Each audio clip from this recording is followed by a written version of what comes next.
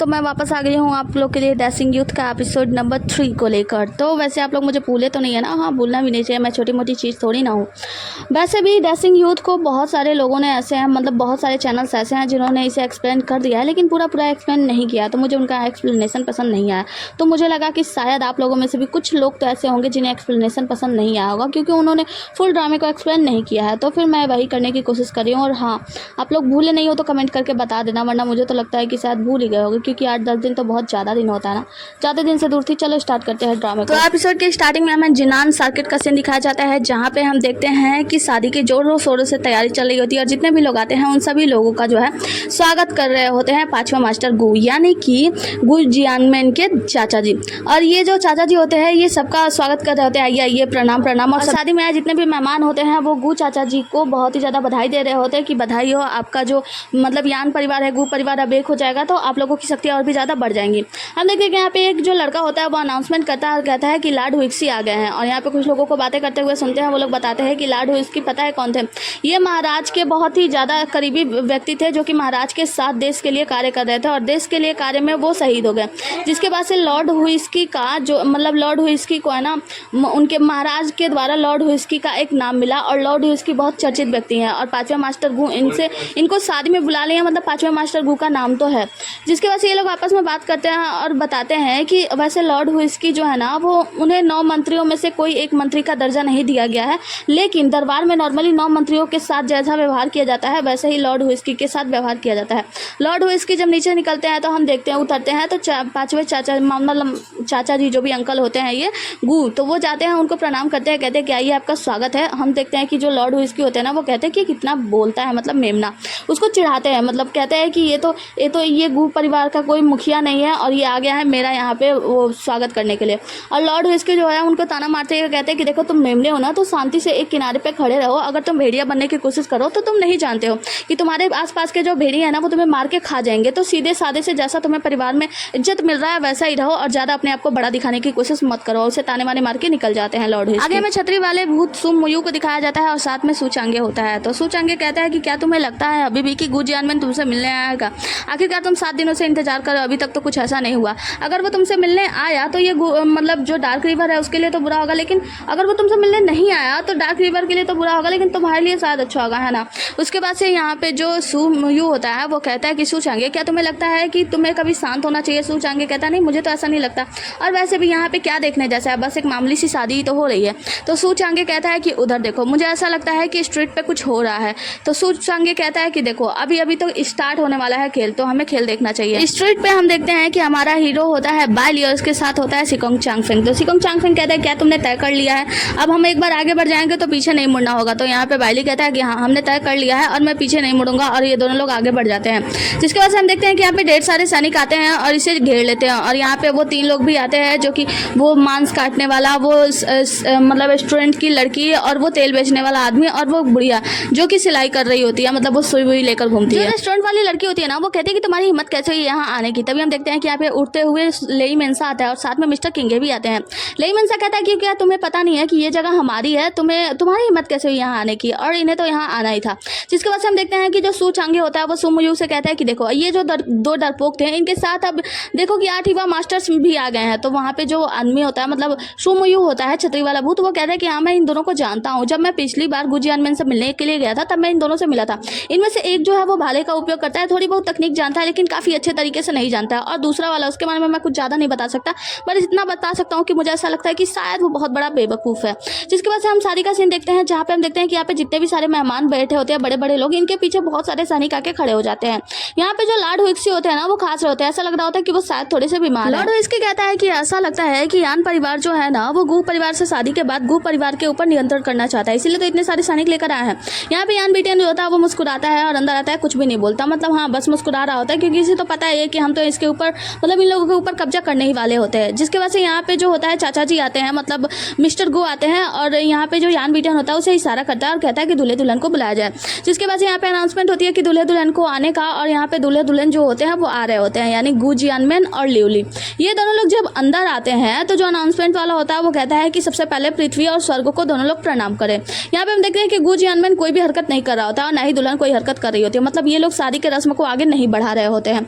गु जियानमिन जो होता है वो शांत होता है और यहाँ पे हम देखते हैं कि मिस्टर गु यानी जिनको जो चाचा जी होते हैं उन्हें भी गुस्सा आ रहा होता है और साथ ही यान बिटियान भी बहुत ही ज़्यादा गुस्सा कर रहा होता है। यान बिटियान इशारे कर रहा होता है, खास रहा होता है चाचा जी की तरफ देख के कि कुछ करो। और यहाँ पे हम देखते हैं कि जो लाड हुक्सी होते हैं उनको वो तो बीमार है और वो बहुत अजीब सा व्यवहार कर रहे होते हैं। अब हम देखते हैं कि यहाँ पे जो अनाउंसमेंट वाला होता है वो बार बार कह रहा होता है कि आगे बढ़ाया जाए और दूल्हा दुल्हन जो होते हैं वो पृथ्वी और आसमान की ओर देखकर प्रणाम करें। इसके बात को ना मानते हुए ये लोग बस शांति से खड़ा होते हैं। गु जियानमिन जो होता है एक तरफ देखता है, वहाँ पे उसका सैनिक आता है, उसे कुछ इशारा करता है, जिसके बाद से गु जियानमिन बात मानने के लिए तैयार हो जाता है, अपना सर झुकाता है और हम देखते हैं कि अपने हाथों में कुछ गुप्त हथियार छुपाए होता है और यहाँ पे बहुत सारे सैनिक होते हैं जो गुप्त हथियार लेके खड़े होते हैं। इससे पहले कि गु जियानमिन कुछ करता और इसका सैनिक जो होता है वो भी अपना हथियार लेकर तैयार होता है कि अब तो इन लोगों के ऊपर हमला कर देंगे और कई लोगों को मार भी डालेंगे जान से। इससे पहले कि गु जियानमिन कुछ करता हम देखते हैं कि अचानक से एक पीछे से आवाज आती है और कहती है कि आप लोग ऐसे कैसे यान परिवार वाले मतलब मेहमानों का स्वागत करते हैं। आप लोगों ने मेहमानों को बुलाया और सभी मेहमान आने के बगैर ही आप लोग शादी के लिए तैयार हो गए। वो लोग कहते हैं क्या मतलब है तुम्हारा और तुम यहाँ पे क्या कर रहे हो। बाइली कहता है कि देखो मैं यहाँ पे मेहमान हूँ और मैं यहाँ पे आया हूँ तो आपको मेरा स्वागत करना चाहिए। तो जो यान बिटियान होता है वो कहता है कि मेहमान तुम्हें यहाँ पे किसने बुलाया। वो कहता है कि अरे मुझे बुलाया गया या नहीं बुलाया गया वो तो छोड़ो, मैं तो यहाँ पे मेहमान हूँ ना, तो आपको अच्छे तरीके से व्यवहार करना चाहिए। वैसे मैं तो यहाँ पे दुल्हन का अपहरण करने के लिए आया हूँ। तो यहाँ पे यान बिटियान कहता है क्या बकवास कर रहे हो तुम, वैसे मैं तुम्हें यहाँ से एक मौका दे रहा हूँ, तुम यहाँ से जा सकते हो। तो यहाँ पे जो बाइली होता है वो कहता है बिल्कुल नहीं, मैं तो यहाँ पे दुल्हन का अपहरण करने के लिए आया हूँ जो कि कोई भी नहीं कर सकता, तो वो मैं करने के लिए आया हूँ। तो अगर तुम तैयार हो तो फिर मेरा स्वागत करो। हम देखते हैं कि जो सिकोंग चांगफेंग होता है वो कहता है बाइली से कि मैंने आपके पास में बहुत सारे मुक्त शराब पिए हैं, आज उसे चुकाने का समय आ गया है और चलो लड़ाई शुरू करते हैं। जिसके बाद से जो यान बिटियान होता है वो इशारा करता है तो जो कसाई वाला आदमी होता है ना वो आकर सिकोंग चांगफेंग के ऊपर हमला कर देता है। अब ये दोनों लड़ाई करने लगते हैं और जो क्या बोलते हैं कसाई होता है वो सिकोंग चांगफेंग पे मतलब भारी पड़ रहा होता है। वो उसे मार के जब एक बार में उठा के फेंकने वाला होता है तो बाइली को पकड़ के सिकोंग चांगफेंग बचा के बाहर ले जाता है। जिसके बाद से सिकोंग चांगफेंग जो होता है वो कहता है इतने सालों से मैं आपके अंडर में पल रहा था बाइली, अब समय आ चुका है, मैं अपनी जान देकर भी आपको बचाऊंगा और मैं इससे लड़ाई करने के लिए इस पर हमला करने के लिए जा रहा हूँ और जैसे ही मैं इस पर हमला करूँ समय निकाल कर आप यहाँ से भाग जाना। दूसरी तरफ हम देखते हैं कि जो मिस्टर किंगे होते हैं और मिस्टर मनसा होता है मतलब लेई मेंसा, ये दोनों लोग वहाँ पे उन सैनिकों से मतलब उन लोगों से लड़ाई कर रहे होते हैं जहाँ पे वो सुई वाली बुढ़िया होती है, तेल वाला आदमी होता है और रेस्टोरेंट वाली औरत, ये तीन लोग लड़ रहे होते हैं। तो यहाँ पे लेई मेंसा कहता है कि जो बाइली है वो यहाँ से चला गया, मतलब वो कितना ज़्यादा बेकार है ना, वो हम लोगों को यहाँ पे फंसा गया, पता नहीं वहाँ पे वो सब कुछ ठीक कर रहा होगा कि नहीं। जिसके बाद से हम देखते हैं सिकोंग चांगफेंग और बाइली को, जहाँ पे सिकोंग चांगफेंग जो होता है उस आदमी के ऊपर मतलब उस मोटे हथियारे के ऊपर हमला करता है और मोटा हथियारा इससे पहले कि गिरता सिकोंग चांगफेंग को उठा के फेंक देता है। सिकोंग चांगफेंग चिल्ला रहा होता है कि बाइली जल्दी यहाँ से भाग जाओ। बाइली कहता है बिल्कुल नहीं, मैं नहीं भागूंगा, लियो ली बाहर आ जाओ। जिसके बाद से हम दुल्हन को देखते हैं वो अपना चेहरा हटाती है, मतलब वो घूंघट हटाती है, उसे लगता है कि शायद वो मुझे पुकार रहा है। तो यहाँ पे जो बाइली होता है वो कहता है कि देखो मैं तुम्हें नहीं पुकार रहा हूँ, मैं अपने लियोली को पुकार रहा हूँ, तुम गलत मत मानो। जिसके बाद से हम देखते हैं कि वहाँ पे पूरी मतलब पृथ्वी हिलने लगती है, सब कुछ हिलने लगता है और अजीब सा भूकंप जैसा होने लगता है। और यहाँ पे हम देखते हैं कि एक बड़ा सा सफ़ेद कलर का सांप आता है जो कि उस आदमी को मतलब वो मोटा तगड़ा आदमी जो कि कसाई होता है उसे मार के फेंक देता है। अब इस मोटे तगड़े आदमी को जब ये लोग देखते हैं तो लॉर्ड हुस्की कहता है मैंने बिल्कुल सही समझा था कि ये वही है, मैं इसे पहचान रहा था, थोड़ा बहुत मुझे लग रहा था। ये मोटा जो सांप होता है ना इसका नाम होता है लियोली, मतलब इसे भी लियोली नाम से बुलाया जाता है और इसका पूरा नाम कुछ और होता है, सिर्फ लियोली नहीं होता है, मतलब बाई लियोली होता है। जिसके बाद से जो लॉर्ड हुस्की होता है वो कहता है कि वेन परिवार के स्वामी वेन लिन के द्वारा पाला गया सांप मतलब वेन लियोली है, मतलब बाई लियोली है। हम देखते हैं कि जो हमारा बाइली होता है ना वो उस सांप को अपने पास बुलाता है और वो उसके करीब जाता है और जो हमारा बाइली होता है वो जाता है उस बड़े भयानक से सांप के सर पे खड़ा हो जाता है। और ये जो सांप होता है ना ये वेन परिवार के स्वामी द्वारा मतलब वेन परिवार के स्वामी वेन लिन द्वारा पाला गया होता है। यहाँ पे सभी लोग खुसुर फुसुर बातें करने लगते हैं और कहते हैं कि ये तो जंगसी की हवेली के मार्क्वेस के युवा मास्टर्स हैं, मतलब सभी लोग इधर उधर बातें कर रहे होते हैं। और ये जो युवा मास्टर चैंगसिंग की हवेली वाले हैं ना ये बहुत ही ज़्यादा शक्तिशाली और ताकतवर होते हैं। यहाँ पे बाइली कहता है कि हाँ तुम लोगों ने सही पहचाना, तो क्या मैं तुम लोगों का मेहमान बनने के लायक हूँ। जिसकी वजह से ये लोग आपस में बातें कर रहे होते हैं और जो लॉर्ड हुस्की कहते हैं कि ये तो बहुत ही ज़्यादा शक्तिशाली है और इसके दादाजी ने है ना बहुत ही ज़्यादा महाराज का साथ दिया था लड़ाई में और उन्होंने महाराज के साथ लड़ाई में अपनी जान को गंवा दिया। और उसके बाद से इनका ये जो पालतू जानवर है इन्होंने मतलब इसने ना सैकड़ों सैनिकों को मौत के घाट उतार डाले और ये लोग बहुत ही ज़्यादा शक्तिशाली परिवार से हैं। जो बाइली होता है वो बताता है कि देखो मेरे बहन परिवार से कोई लेना देना नहीं है, मैं बाइली डोंगजुन हूँ। तो ये लोग मतलब आपस में बातें कर रहे होते हैं और बता रहे होते हैं कि जंगसी की हवेली के मार्क्विस लोग कितने ज़्यादा शक्तिशाली हैं। और उनके जो दादाजी थे उन्होंने ही इस सांप को यानी बाई ल्यूली को पाला था और उन्होंने ये सांप जो है ना अपने सबसे पसंदीदा पोते को दे दिया था। जिसके बाद से हम यहाँ पे देखते हैं कि जो सू चांगे होता है ना वो सुमोयू से कह रहा होता है, देखा देखा मैंने कहा था ना ये बहुत ही ज़्यादा इंटरेस्टिंग होने वाला है, देखो लड़ाई आगे और भी ज़्यादा इंटरेस्टिंग होगा। और वो बहुत ही ज़्यादा खुश हो रहा होता है ये सब देख के और कहता है कि देखो अब तो डार्क रिवर का काम और भी ज़्यादा आसान हो जाएगा ना। तो वो कहता है कि देखो अब हमें इससे कोई फायदा तो नहीं होने वाला है, लेकिन हाँ देख के तो अच्छा लग रहा है, सुमोयू ऐसा कहता है। जिसके बाद से हम दूसरी तरफ देखते हैं कि जो मिस्टर किंग है और जो मिस्टर मानसा होता है ना वो मतलब लेई मेंसा, ये दोनों लोग लड़ाई करके उन सभी लोगों को मार गिराते हैं। जिसके वजह से लेई मेंसा दूसरी तरफ देखता है और देखता है बड़ा सा सांप और देखता है कि उसके ऊपर जो है बाइली चढ़ा हुआ है। तो वो कहता है कि अरे ये सांप यहाँ पे क्या कर रहा है, ये तो वेन परिवार से है ना, जंगसी की हवेली से, जहाँ पे जो उसके दादाजी हैं उन्होंने अपने सबसे पसंदीदा पोते को दे दिया है मतलब। और इसके सिर पे ये बाइली क्या कर रहा है, इसका मतलब क्या है, बाइली वही उनका पोता है। ओहो भाई मैं तो फंस गया। और मिस्टर किंगे से कहता है मैं तो फंस गया हूँ। अब तो जब जंगसी के हवेली के मार्क्विस को पता चलेगा कि उनके युवा मास्टर यहाँ पे हैं और हम लोग उनका इस्तेमाल कर रहे हैं, तब तो वो लोग क्या करेंगे, हमारी पूरे हवेली को हमेशा के लिए नष्ट कर देंगे, खात्मा कर देंगे। भाई मुझे बचाओ, मैं हम लोग क्या करेंगे। मिस्टर किंगे कहते हैं कि देखो तुम चिंता मत करो, कुछ ना कुछ तो हो ही जाएगा। अभी ये लोग बातें कर रहे होते हैं आपस में, तभी हम देखते हैं कि वहाँ पे वो दोनों लोग आ जाते हैं, इनके जो एक सबसे खूबसूरत भाई हैं और ये एक जो बदसूरत भाई है, मतलब हाँ खूबसूरत बदसूरत ही बोलो ना। इन दोनों को देखकर जो मिस्टर मेंजाई ने देखकर खुश हो जाता है, कहता है कि वाह भाइयों तुम लोग तो कमाल के हो। जिसके बाद से अपने भाई किंगे से कहता है कि किंगे अब तुम एक काम करो, मेरे हैंडसम से भाई के साथ यहाँ का मामला संभालो और मैं अंदर जाता हूँ अपने बदसूरत से भाई को लेकर और ये जो साथ में ताबूत है उसे लेकर, सबूत लेकर। तो जिसके बाद से इसका जो भाई होता है किंगे, वो कहता है कि वैसे तुम जा तो रहे हो लेकिन फिर तुम अकेले क्यों जा रहे हो, मुझे क्यों नहीं जाने देते, तुम यही रहो। तो वो कहता है क्योंकि तुम्हें पता है ना मैं बहुत ही ज्यादा हैंडसम हूँ, अगर तुम अंदर जाओगे तो तुम अंदर की सुर्खियां बटोरोगे, तो वो सुर्खियां मैं बटोरना चाहता हूँ ताकि मैं फेमस हूँ ना। उसके बाद से वो अपने भाई के साथ चला जाता है। जिसके बाद से हम देखते हैं कि यहाँ पे जो नकाब वाली लड़की होती है जो कि हमारी बाइली से मिली थी, वो याओ, हाँ तो ये इस स्काइज बियॉन्ड की लड़की है ना। तो यहाँ पे बहुत सारे मतलब कुछ बूढ़े लोगों को लेकर खड़ी होती है और वो इसको देखकर मतलब हमारे हीरो को देखकर कहती है कि ये बच्चा ये यहाँ पे क्या कर रहा है, मतलब जिनान सर्किट में। आगे हम देखते हैं कि यहाँ पे गु परिवार के जो चाचा जी होते हैं वो सामने आते हैं और बाइली के सामने आकर झुककर प्रणाम करते हैं और कहते हैं कि आप जंगसी की हवेली के मार्क्विस के युवा मास्टर हैं, मैं आपका यहाँ पे सागदी में स्वागत करता हूँ और आप बेझिझक यहाँ पे आ सकते हैं, वेलकम है वेलकम। जिसके बाद से हम वो सांप को देखते हैं जो बाई होता है उसके पास जाता है और उसके गाल को ना चाट रहा होता है वहाँ पे, जिससे डर के जो होता है ना वो गिर जाता है। बाइली कहता है कि तुम पागल हो क्या, मैं यहाँ पे दुल्हन का अपहरण करने के लिए आया हूँ और तुम मेरा स्वागत कर रहे हो, तुम क्या मेरा मजाक उड़ा रहे हो, तुम्हें पता नहीं है क्या मैं यहाँ पे किस लिए आया हूँ। और उसके बाद से इन लोग से कहता है कि देखो मैं दुल्हन का अपहरण करने के लिए आया हूँ तो मैं तो अपहरण करके ले ही जाऊंगा। जिसके बाद से जो यान बीटियन होता है वो कहता है कि युवा मास्टर, मार्क्विस के युवा मास्टर, आप यहाँ पे मेरी बहन का अपहरण करने के लिए आए हैं ल्यूली को ले जाने के लिए, तो क्या आप उससे प्यार करते हैं, उसे अपना बनाना चाहते हैं। तो यहाँ पे बाइली कहता है नहीं नहीं पागल हो क्या, मेरे दिल में तो कोई और लड़की है और उस लड़की की जगह ना तुम्हारी यान ल्यूली बहन तो ले ही नहीं सकती, तो मैं तो उसका अपहरण करने के लिए आया हूँ किसी और के लिए। जिसके बाद से हम देखते हैं कि यहाँ पे लेई मेंसा और उसका बदसूरत भाई दोनों लोग एक ताबूत लेकर चले आते हैं और यहीं पे आके खड़े हो जाते हैं। और जिसके बाद से कहते हैं कि हम इस दुल्हन का अपहरण ना इस आदमी के लिए करने के लिए आए हैं, मतलब इस आदमी के लिए हम इस दुल्हन को ले जाना चाहते हैं। ये लोग देखते हैं ताबूत और ताबूत खुलता है, ताबूत के अंदर से होता है वो गु लियोली निकलता है, मतलब गु परिवार का सबसे बड़ा मुखिया। तो यहाँ पे जो हमारा बाइली होता है वो कहता है कि मैं इस आदमी के लिए आपकी दुल्हन का मतलब यहाँ पे दुल्हन का अपहरण करने के लिए आया हूँ, इस आदमी से उसकी शादी होगी। यहाँ पे हम गु जियानमैन को देखते हैं जो अपने भाई को जब देखता है ना तो उसके पास दौड़ा आता है और रो रहा होता है। यहाँ पे यान बिटियन होता है वो कहता है कि तुम पागल हो गए क्या, मेरी बहन एक जीता जागता इंसान है और उसकी शादी एक ऐसे व्यक्ति से कराना चाहते हो जो कि मर चुकी है। ल्यूली सामने आती है और कहती है कि मैं इस शादी को स्वीकार करती हूँ और मैं शादी सिर्फ और सिर्फ गु ल्यूली से ही करूंगी और इसके अलावा मैं किसी से भी विवाह नहीं करूंगी। और कहती है बाइली से कि बाइली क्या तुम हमारी शादी के लिए चेस करोगे। वो कहता है कि हाँ हाँ क्यों नहीं। तो जिसके बाद से ल्यूली जो होती है ना वो एक शराब की बोतल उठाती है और बाइली की तरफ फेंक देती है और जो बाइली होता है उस शराब को लेता है और कहता है ल्यूली से कि तुमको बहुत ही ज़्यादा कंग्रेचुलेशन, और उस शराब को पी देता है। कहता है वैसे ये इतना ज़्यादा टेस्टी तो नहीं था, फिर भी हाँ आपकी शादी के लिए अच्छा था। गु जियानमैन का वो भाई जो कि बहुत ही ज़्यादा बदसूरत है वो बस शांति से ये सब देख रहा होता है। गु जियानमैन को तो बहुत ही ज़्यादा गुस्सा आ रहा होता है, वो सोच रहा होता है कि कैसे मैं इन लोगों का सर धड़ से अलग कर दूँ। यहाँ पे जो बाइली होता है वो कहता है कि तुमको बहुत बहुत कंग्रेचुलेशन और मैं तुम्हारी शादी के लिए ढेर सारी बधाई देता हूँ। जिसके बाद से हम देखते हैं कि यान बिटियन गुस्सा हो जाता है, कहता है कि तुम्हारी हिम्मत कैसे हुई मेरी बहन की एक मरे हुए व्यक्ति से शादी कराने के लिए। तो यहाँ पे जो बाइली होता है वो कहता है कि उसे मारा किसने, जान से मारने वाले तो तुम ही लोग हो ना। जिसके बाद से हम देखते हैं कि ल्यूली जो होती है वो कहती है कि मुझे शादी मंजूर है। यान बिटियन अपने आदमी से यानी कसाई से कहता है कि इन लोगों को जान से मार डालो। जिसके बाद से हम देखते हैं कि जो सिकोंग चांगफेंग होता है वो कहता है कि तुम चिंता मत करो, मैं हूं ना तुम्हारे पास।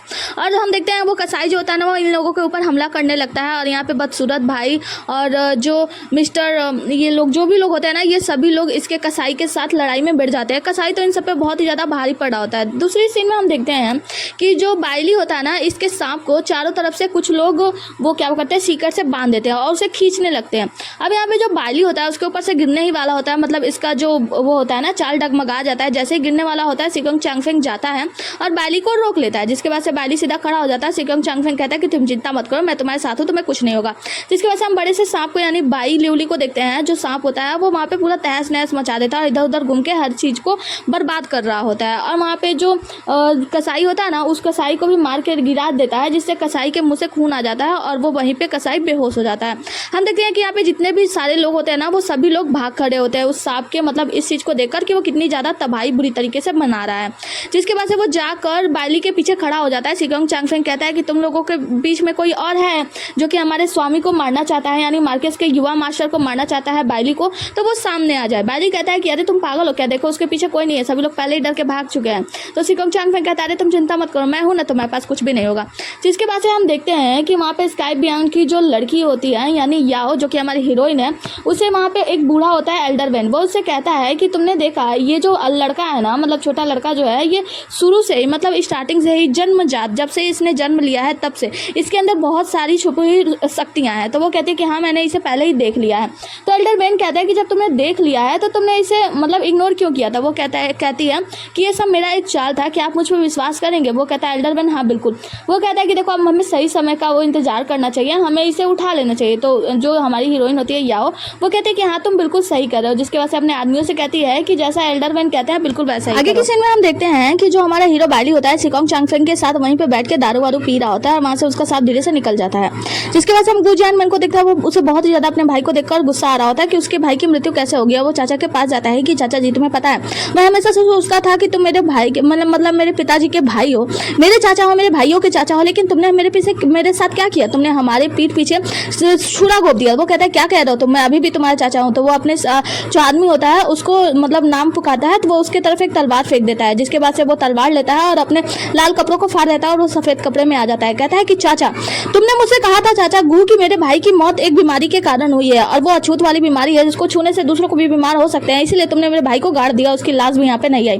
और मेरे भाई की लाश को देखकर क्या लग रहा है, अपने सैनिकों को बता रहा होता है कि देखो मेरे भाई को मतलब हमारे परिवार के मुखिया को कैसे मारा गया है, उसके शरीर पे वो तलवार के निशान वो सब क्या है। चाचा जी कहते हैं कि तुम पागल हो गए हो क्या। वो उसके करीब जाता है, चाचा जी के कहता है कि चाचा जी मैं पहले पागल था कि जो तुम पे भरोसा करता था, लेकिन अब मैं पागल नहीं हूँ। उसके तरफ तलवार दिखाता है, कहता है कि आज मैं सारे मामलों को खत्म कर दूंगा।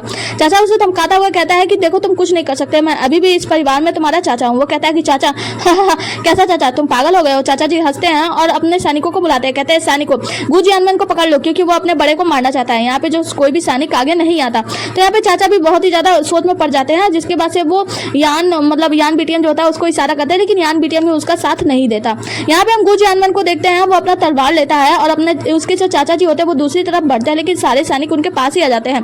यहाँ पे जो गू जियानमैन होता है वो तलवार एक बार आसमान में घुमाता है, जिसके बाद से अपने चाचा जी का गला काट देता है, मतलब उसके चाचा जी की वहीं पे तुरंत मृत्यु हो जाती है। और कहता है कि अब मैंने अपने एक दुश्मन को तो मार दिया है और अपने अगले दुश्मन की बारी है। सीधा सीधा इशारा कर रहा होता है गू जियानमैन की यान बिटियन अब तुम्हारी खैर नहीं। यान बिटियन कहता है हाँ तुम्हें क्या लगता है कि तुम मुझे मार सकते हो मेरे सैनिकों के बीच, और वो अपने सभी सैनिकों को आगे कर देता है। जिसके बाद हम गू जियानमैन को देखते हैं जो कि बाहर जाता है, वो अपनी शक्ति दिखाता है। हम देखते हैं कि इसके पीछे एक अजीब सा मतलब बहुत ही बड़ा सा भयानक सा रूप होता है। तो यहाँ पे जो बाइली होता है ना, वो सिकोंग चांगफेंग को देखता है कि देखो मैं यहाँ पे अपने लिए सुर्खियां बटोरने के लिए आया था कि लोग मेरा नाम लेंगे, लेकिन अब देखो ये फेमस हो रहा है। तो वो कहता है कि तुम बस चुपचाप बैठ के देखो ये यान परिवार और गू परिवार की लड़ाई है, तो इसके बीच में हम कैसे ही जा सकते हैं। हम देखते हैं कि यहाँ पे वो जो हमारी हीरोइन होती है ना, ये सब कुछ देख रही होती है। यान बिटियन जो होता है वो अपने सैनिकों को आगे करता है और कहता है कि जाओ लड़ो। गू जियानमैन के एक बार से ही सारे सैनिक मर के दूर हो जाते हैं, मतलब दूर जाके गिर जाते हैं।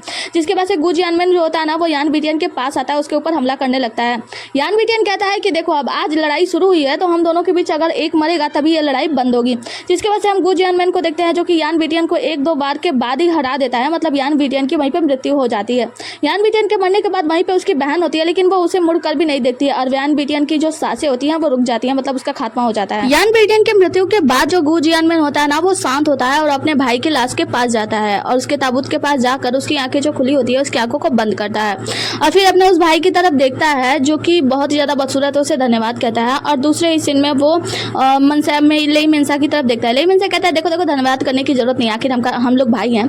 तो वो कहता है कि हाँ बिल्कुल। जिसके बाद से वो दूसरी तरफ देखता है और बाय लिया सिकोंग चांगफेंग को धन्यवाद कहता है कि आपका बहुत बहुत धन्यवाद। और सिकोंग चांगफेंग को कहता है कि भालाधारी तुम्हारा भी बहुत बहुत धन्यवाद। अब ये लोग धन्यवाद कर रहे होते हैं, तभी एक आवाज़ आती है और ये कोई और नहीं होता है, ये होता है एल्डर वेन, मतलब वही बूढ़ा व्यक्ति। उसके साथ वो 2-3 लोग और लाए होते हैं और ये लोग कहते हैं कि अब तुम हमसे कैसे बचोगे।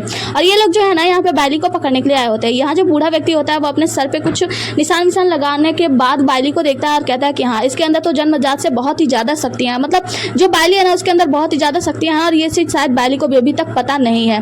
जिसकी वजह से हम देखते हैं कि जो बुढ़ऊ होते हैं ना यानी एल्डर वेन, वो कहता है कि अब उस इंसान को पकड़ो। जब ये लोग आगे आते हैं पकड़ने के लिए बायली को, तो बायली को बचाने के लिए यहाँ पे गू जियानमेन, लेई मेंसा, मतलब सभी लोग सिकोंग चांगफेंग के साथ सभी लोग आ जाते हैं बचाने के लिए, बाकी सबसे लड़ाई करने लगते हैं। जिसके बाद से हम देखते हैं कि एल्डर वेन जो होते हैं ना वो समय निकाल के सबसे लड़ाई बड़ाई करके इधर उधर फंसा के वो खुद आते हैं बायली के सामने और कहते हैं कि अब तुम्हें मुझसे कौन बचाएगा और मैं तुम्हें कैद तो कर ही लूंगा। जिसकी वजह से वो बायली के जैसे ही करीब जाता है तभी एक आवाज़ आती है और कहती है कि तुम्हारी हिम्मत कैसे हुई मेरे भतीजे को पकड़ने की।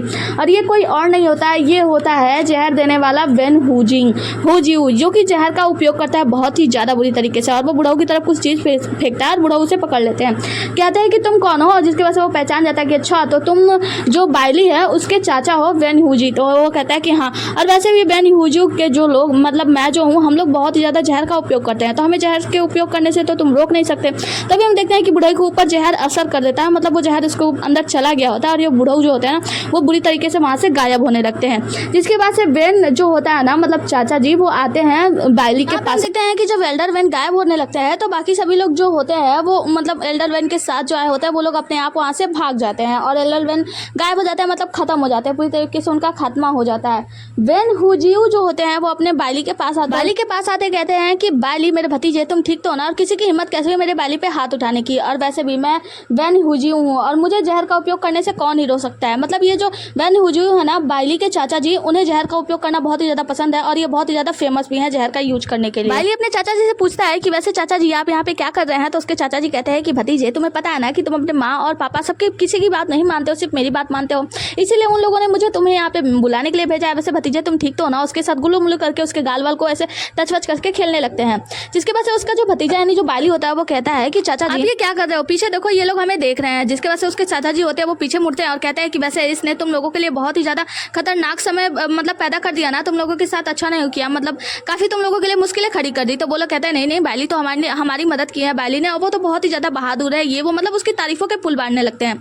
जिसके बाद से चाचा जी कहते हैं वेन चाचा जो होते हैं वो कहते हैं गू जियानमेन से कि अब तुम आगे क्या करने वाले हो, इस मामले को कैसे संभालने वाले हो। तो गू जियानमेन कहता है कि मेरे भाई का मौत का बदला मैंने ले लिया है और आगे यान ल्यूली जैसा चाहे। तो यान ल्यूली कहती है कि यान बिटियन की मृत्यु जरूरी थी क्योंकि वो बिल्कुल न्यायप्रिय व्यक्ति नहीं था और वो बहुत ही ज़्यादा मतलब बेकार का काम करता था और हमारे परिवारों के बीच इतनी ज़्यादा मुश्किलें पैदा हो गई। इसकी वजह से आज के बाद से मैं यान परिवार की मुखिया बनकर काम करूंगी। क्या यान परिवार के किसी भी सदस्य को इस बात पर आपत्ति है? तो सभी लोग अपना तलवार छोड़ देते हैं और कहते हैं बिल्कुल नहीं, हम यान परिवार के मुखिया के रूप में यान ल्यूली को स्वीकार करते हैं।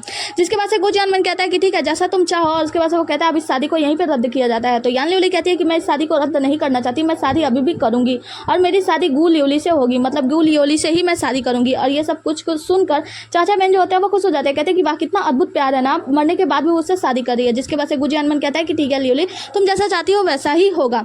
जिसके बाद से जो चाचा जी होते हैं बहन वो कहते हैं कि ठीक है अब तुम्हारा काम पूरा हो चुका है बायली, अब तुम मेरे साथ चलो। उसे उड़ाकर लेकर जाने लगते हैं। सिकोंग चांगफेंग जब देखता है कि वो उसे छोड़कर जा रहा है तो सिकोंग चांगफेंग एक पल के लिए रुकता है और सोचता है कि मैं बोलूं बायली से, लेकिन कुछ नहीं बोलता। सोचता है कि आखिर अब तो वो बड़ा आदमी हो गया ना, तो क्या वो मेरी बात मानेगा, क्या मुझे अपने पहले जैसा दोस्त मानेगा। हम देखते हैं कि जो बायली होता है वो रुक जाता है अपने चाचा से, कहता है कि चाचा हम सिकोंग चांगफेंग को भी अपने साथ ले चलते हैं। जिसके बाद से चाचा जी कहते हैं कि सिकोंग चांगफेंग क्या तुम्हें हमारे साथ नहीं चलना है, चलो। तो सिकोंग चांगफेंग बहुत ही ज्यादा खुश हो जाता है, खुशी खुशी उनके साथ चला जाता है। आगे हम यू याओ को देखते हैं जो कि एक गाड़ी में होती है, उसके पास उसके दोनों साथी रहते हैं और वो जाकर बताते हैं कि हम लोग जिस मिशन के लिए गए थे वो मिशन फेल हो गया। वो कहती है कि अच्छा, और वो पूछती है कि एल्डर चेंग कहाँ है, तो वो बताते हैं कि एल्डर चेंग की मृत्यु हो गई। तो वो कहती है कि चलो मैं समझ सकती हूँ और वहाँ से चली जाती है। जिसके बाद से हम बायली को देखते हैं जो सिकोंग चांगफेंग और अपने चाचा बेंग के साथ वहाँ से जा रहा होता है। तो वो कहता है कि भाई मेरे साथ आया था, मतलब उस शाम के बारे में बताता है, उसे चोट लगी है और जहाँ पे मैं शराब बेचता हूँ ना उस दुकान पे वो थोड़ा सा आराम करी है। तो बेन कहते हैं कि ठीक है तुम चिंता मत करो मैं उसे देख लूंगा। जिसके बाद से जो बायली होता है वो कहता है सिकोंग चांगफेंग से कि तुम्हें पता है कि मुझे आज जो युवा मास्टर्स हैं बायली के, उन लोगों से ना बहुत ज़्यादा इच्छा होती है क्योंकि उन लोग की दोस्ती कितनी ज़्यादा गहरी है ना, कितने अच्छे तरीके से मित्र बन के वो लोग भाई लोग रहते हैं। तो वो कहता है सिकोंग चांगफेंग क्योंकि तो क्या तुम्हारे पास कोई दोस्त नहीं है? वो कहता है कि हाँ था ना, एक था जो कि वो बचपन की बात याद करता है और बताता है कि बचपन में उसका एक दोस्त था, और जहाँ पे इन दोनों ने एक दूसरे से वादा किया था कि जब वो 18 साल का और ये 17 साल का हो जाएगा तो ये दोनों एक साथ शहर से बाहर निकलेंगे, और वो जो बहुत ज्यादा शक्तिशाली जब बन जाएंगे तो बड़े होकर आपस में एक दूसरे से मिलेंगे। वो बताता है बायली कि हालांकि मेरे उस दोस्त की मौत हो गई जो कि एक सेनापति था, हालांकि वो मुझसे उम्र में हम उम्र था, लेकिन लगता मेरा चाचा था और मेरा बहुत ही अच्छा दोस्त था। लेकिन अब मुझे अब मुझे इन सब बातों की ज्यादा परवाह नहीं है, क्योंकि अब मेरे पास एक और दोस्त है, और वो सिकोंग चांगफेंग की तरफ इशारा करता है। सिकोंग चांगफेंग ये सुनकर खुश हो जाता है, जिसके बाद से जो बायली होता है वो अपने चाचा से कहता है कि चाचा एक और काम है जो मैं आपसे करवाना चाहता हूँ, इसमें आपकी सहायता चाहिए। चाचा जी कहते हैं हाँ बताओ ना। आगे की सीन में यू याओ को देखते हैं जो कि सफेद बालों वाले हैंडसम लड़के से मिलती है, और वो से कहती है कि तुम यही सोच रहे हो ना कि जब मुझे वो शक्तिशाली व्यक्ति मिल गया था जो कि जन्म से ही मार्शल आर्ट कलाकार का मतलब अधिपत्य उसको स्थापित है, तो मैं उसे वापस लेकर क्यों नहीं आई। तो वो कहता है कि हाँ आपने मेरी मुंह की बात छीन ली। तो वो बताती है कि दरअसल बात यह है कि जब बेइक और वेस्टर्न चू ने नानजुआन पर हमला किया तो नानजुआन को बस भारी नुकसान पहुंचाना पड़ा, मतलब नुकसान पहुंचा, जबकि वेस्टर्न चू और बेइक नष्ट हो गया। और बेइक को वापस से स्थापित करने के लिए, मतलब हमें अपना राज्य वापस स्थापित करने के लिए मेरे पिताजी मुझे स्काई बियॉन्ड में ले आए, ताकि मैं यहाँ पे ज्वाइनिंग कला को अच्छी तरीके से पढ़ सकूँ और जान सकूँ, जिसकी वजह से मेरे पिता के साधना को पूरी करने के लिए, यानी उनके मतलब बातों को रखने के लिए और उनकी जो इच्छा है उसे पूर्ण करने के लिए हमें जन्मजात मार्शल कलाकार की ज़रूरत है। और मैं उस मार्शल कलाकार को लेकर इसलिए नहीं आई कि जब मैंने उस व्यक्ति को देखा तो मुझे पता चला कि उसके में वाकई में जन्मजात से मतलब मार्शल कलाकार तो बहुत ज़्यादा है, लेकिन हाँ उसे उस बात का ज्ञान नहीं है और उसके अंदर कला की कोई भी मतलब ऐसी मतलब शिक्षा नहीं है उसके अंदर, तो वो अभी इसके बारे में कुछ भी नहीं जानता। तो अगर हम उसे लेकर आते हैं और जुआनियन कला का उपयोग उसके ऊपर करते हैं तो शायद इससे उस व्यक्ति की मृत्यु भी हो सकती है, यानी बायली की मृत्यु हो सकती है, जिससे कि हम एक जन्मजात मार्शल कलाकार को खो देंगे। तो मैं ऐसा नहीं चाहती थी। तो सफेद बाल वाला जो हैंडसम होता है वो कहता है कि आप उचित ही सोचती हैं। आगे की सीन में हम चाचा वेंग को देखते हैं जो कि ढेर सारी शराब की बोतलें मंगाए होते हैं, और वो शराब की बोतलें बहुत ही ज्यादा होती है। जब वहाँ से चले जाते हैं सभी लोग रख के, तो बायली कहता है कि चाचा इतनी सारी शराब की बोतलें, मुझे नहीं पता था कि आपको शराब पीने की इतनी ज्यादा तलब लगी हुई है, लेकिन क्या आपको लगता है कि हम इतनी ज्यादा बोतलें खत्म कर पाएंगे। चाचा वेंग कहता है कि पगले तुम हमेशा पीने के बारे में ही सोचते रहते हो, मैं तो ये सब शराब की बोतलें इसलिए लाया हूँ क्योंकि मैं सिकोंग चांगफेंग को पूरी तरीके से ठीक करना चाहता हूँ। सिकोंग चांगफेंग कहता है कि सचमुच, वैसे मैं बहुत सारे डॉक्टरों के पास गया, यहाँ गया वहाँ गया, बहुत दिखाया, लेकिन मुझे नहीं लगता कि मैं ठीक हो पाऊंगा। तो बेन को होते हैं वो कहते हैं कि बस तुम्हें मुझ पर भरोसा करना होगा। वैसे एक बात बताओ, तुम इतनी देर तक होश में कैसे हो। वो कहता है कि बस ऐसे ही, लेकिन इतना कहना था कि सिकोंग चांगफेंग जो होता है वो बेहोश हो जाता है। तो बायली कहता है क्या ये इतनी जल्दी मर गया। वो कहता है पागल, इसे लेकर चलो। जिसके बाद से हम देखते हैं कि एक पानी का टब तैयार किया गया होता है और उसमें ढेर सारा वो शराब का बोतल सारा डाल दिया गया होता है और उसी में सिकोंग चांगफेंग को बैठा दिया गया होता है। बायली कहता है चाचा ये ठीक तो हो जाएगा ना। तो दादाजी कहते हैं कि तुम पागल मत बनो और तुम कमरे से बाहर जाओ, और हाँ अंदर किसी को आने मत देना। वो कहता है बायली लेकिन इसके अंदर है क्या। वो कहते हैं कि देखो ढेर सारा शराब है, जहरीली मकड़ियाँ हैं और कुछ बिच्छू है, सांप है वगैरह, मतलब बहुत सारी कीड़ों का नाम लेता है जो कि जहरीली होती हैं। बायली कहता है कि चाचा ये सब घिनौनी चीजें इसमें क्यों डाले हो। वो कहता है कि तुम चिंता मत करो, तुम बस बाहर जाओ, किसी को अंदर नहीं आने देना, और 2 दिन बाद मैं सिकोंग चांगफेंग को पूरी तरीके से सक्रिय रूप से तुम्हें सौंप दूंगा, मतलब ठीक करके। जिसके बाद से बायली जो होता है वो बाहर चला जाता है। हम वेन चाचा को देखते हैं जो कि उसके जो बाथ टब होता है ना उसके ऊपर अपनी शक्तियों का प्रयोग कर रहे होते हैं। इससे सिकोंग चांगफेंग को बहुत ही ज्यादा तकलीफ महसूस हो रही होती है, लेकिन वो बेहोश होता है, उसे तकलीफ तो महसूस हो रही होती है लेकिन वो बाहर नहीं आता, मतलब हाँ बहुत तकलीफ सहन कर रहा होता है ठीक करने के लिए।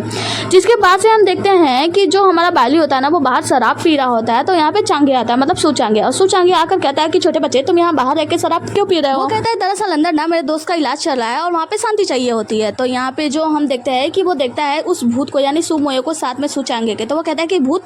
तो यहाँ पे जो सू चांगे होता है वो कहता है क्या भूत तुम्हें पता है लड़के, हमारे स्थान पे जहाँ पे हम लोग रहते हैं ना वहाँ का ये सबसे अच्छा लड़का है और इसे तुम भूत कह रहे हो, इस तरीके से बुला रहे हो। वो कहता है कि अच्छा। तो यहाँ पे सू चांगे कहता है कि हाँ, और लेकिन पता है वो मुझसे ज़्यादा अच्छा नहीं है, उसके कान में कहता है। तो बायली कहता है ओ ऐसी बात है। जिसके बाद हम सू मोये को देखते हैं जो कि सोच रहा होता है ये तो मुझे भूत ही कह गया।